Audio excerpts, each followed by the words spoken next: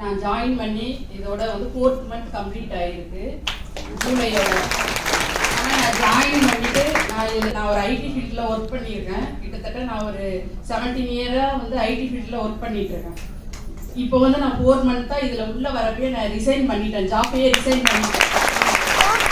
அதாவது மந்த்லி வந்து ஒரு 60,000 ஏர்ன் பண்ணிட்டு இருந்தேன். இப்போ எனக்கு என்னன்னா இந்த பிஸ்னஸ்ல வந்து என்ன பிடிச்சிருக்குன்னா ஃபர்ஸ்ட், ஆனால் என் ஹஸ்பண்ட் வந்து எனக்கு சப்போர்ட் இல்லைன்னா நான் இந்த நிலைமைக்கு இந்த ஸ்டேஜில் ஏறி இருக்கவே முடியாது. ஆஃபீஸில் வந்து ஃபைல் நல்லா பண்ணால் என்ன பண்ணுவாங்கன்னா 2 ஃபைல் எக்ஸ்ட்ரா தருவாங்க, பைசா எக்ஸ்ட்ரா கொடுக்க மாட்டாங்க. ஆனால் இந்த இதில் வந்து நம்மளுக்கு அமௌண்ட்டும் கொடுத்து மாலை மரியாதை ரெகக்னிஷன் இது எல்லாம் கொடுத்தாங்க. ஆனால் நான் இந்த தருணத்தில் ப்ளீஸ் எனக்கு ஹாஸ்பிட்டலில் ஃபுல்லாக எனக்கு சப்போர்ட்டாக இருக்காங்க.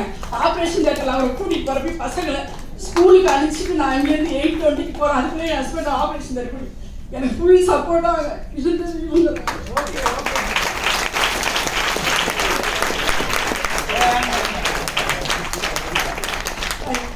இல்லை இவ்வளோ சுச்சுவேஷன்லேயும் இதை முடிச்சிருக்கேன்னா ஏன்னு சொல்ல வரேன்னா 1 lakh கிட்ட நான் இந்த டைமண்டில் 1 lakh ஏர்ன் பண்ணியிருக்கேன்.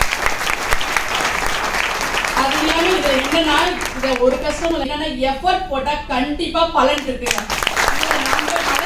நினைக்கணும் சார் சொல்கிறாரு தாய்லாந்து டூரா கண்டிப்பாக அச்சீவ் பண்ணலாம், அது பெரிய மேட்டரே கிடையாது.